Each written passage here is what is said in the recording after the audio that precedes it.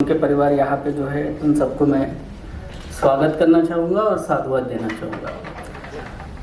मंचासीन आज के कार्यक्रम के chairperson doctor Mallika Nadda ji, chairperson of special Olympic Bharat. Special Olympic Bharat के उभरते हुए खिलाड़ी Anita, air commander LK Sharma ji, हम सब डिसेबिलिटी सेक्टर में जिनसे सीखते हैं ऐसे TD दारियाल जी, और एकल परिवार में मैं बहुत सारे ऐसे लोगों को देख पा रहा हूँ, किरण दीदी जी, सभी लोगों को मैं स्वागत करना चाहूँगा।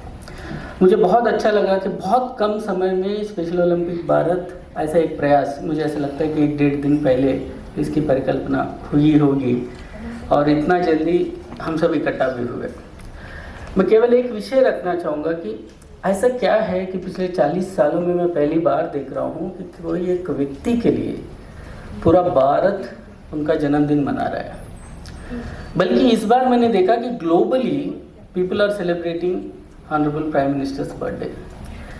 ये शायद पिछले 4 दशकों में मेरा अनुभव में तो पहली बार आया, और सुबह से मैं देख रहा हूँ कि इस देश के हजारों दिव्यांगजन अपना वीडियो मैसेजेस और अपने विशेस माननीय प्रधानमंत्री जी को दे रहे हैं। ऐसा क्या किया, ऐसा क्या कनेक्ट है जनता के साथ में कि स्वतंत्र भारत में पहली बार एक व्यक्ति की जन्म दिन इतने बड़े पैमाने पे सेलिब्रेट हो रही है। तो शायद वो एक सोच थी। बहुत लोग, मैं केवल 2 बिंदुओं पे रखना चाहूँगा, क्यों हम शुक्रगुजार होना चाहिए माननीय मोदी जी को। और जो सोच उन्होंने रखा, बहुत लोग अभी भी आर्ग्यू करते हैं दिव्यांगजन सही शब्द है नहीं है, बट बहुत सारे लोग इसके साथ कनेक्ट भी होते हैं। उसके पीछे की मंशा मुझे लगता है कि इस सेगमेंट को एक आइडेंटिटी देना।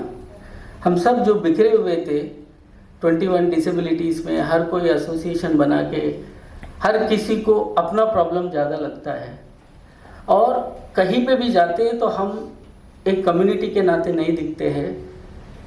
किसी भी तरह का बार्गेनिंग कैपेसिटी नहीं है, केवल हम लेने वाले के कैटेगरी में टिक किया जाता है।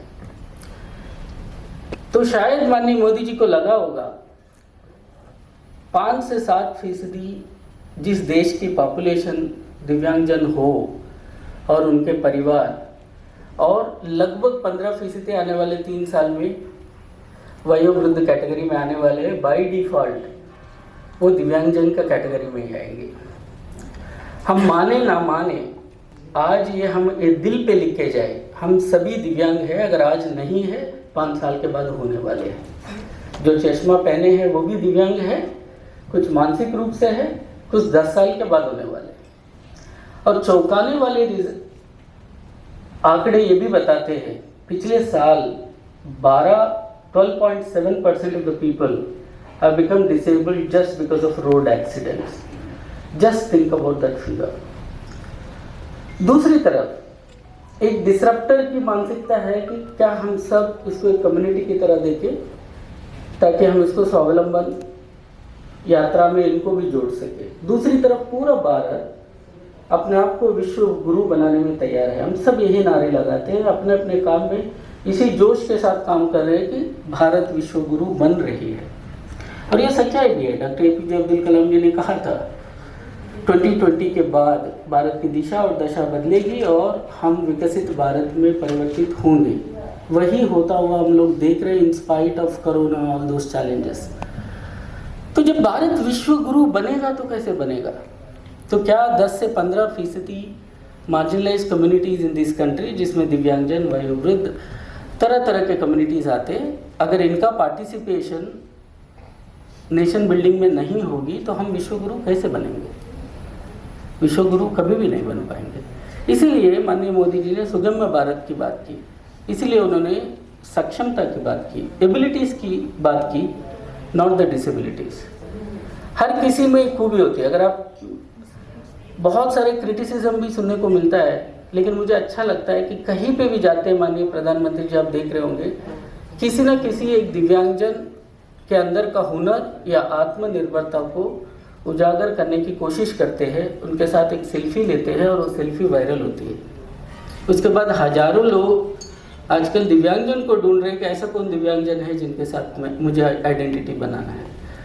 वो शायद इसीलिए करते होंगे कि उनका बिलीफ सिस्टम है कि जब तक ये मेन स्ट्रीम धारा में नहीं आएंगे, जब तक ये इकोनॉमिक प्रॉस्पेरिटी में नहीं जुड़ेंगे, तब तक हम विश्वगुरु नहीं बन सकते।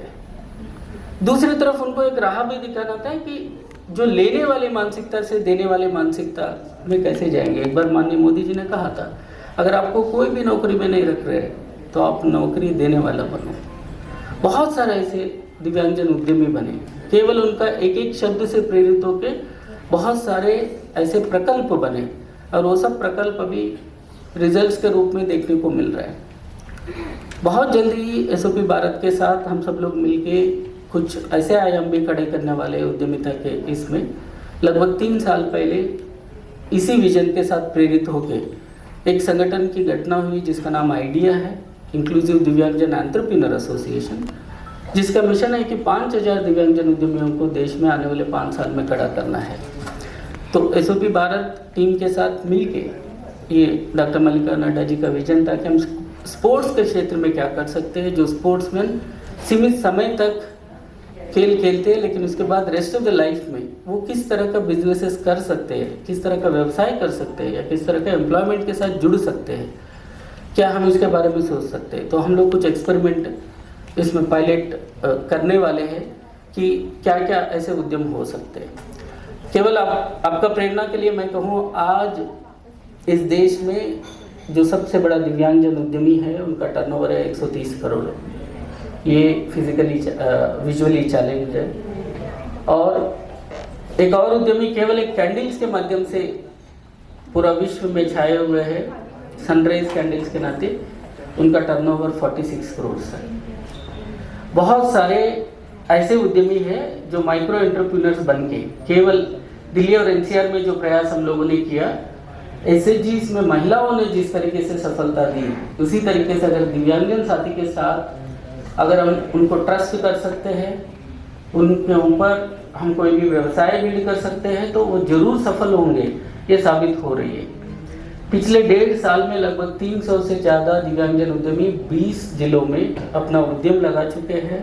लगभग 3 करोड़ के एक टर्नओवर वो सब लोग कमा रहे हैं और अपने घर में, अपने मोहल्ले में, अपने कम्युनिटी में रहते हुए भी बहुत अच्छा बिजनेस मॉडल्स उन्होंने evolve here. You name anything, they are doing all those things. Its only thing is we need to build an ecosystem around it, and we need to change this perception that कुछ करना है। कुछ करना दिव्यांगजन के लिए इसलिए है कि दिव्यांगजन नेशन बिल्डिंग में कंट्रीब्यूट कर सके। तो अभी एक ऐसा प्रयास रहेगा कि स्पोर्ट्स के साथ में कल्चर, इसी तरीके से बहुत सारे प्रोफेशनल दिव्यांगजन, मैं आप सबसे भी अनुरोध करूँगा, जहाँ से भी आप देखते हैं उनको जरूर इंगित करना शुरू करें, प्रोत्साहन करना शुरू करें और शेयर करना शुरू करें। वो दिव्यांगजन बार्बर हो, प्लम्बर हो, टाइलर हो, सैकड़ों लोग हैं।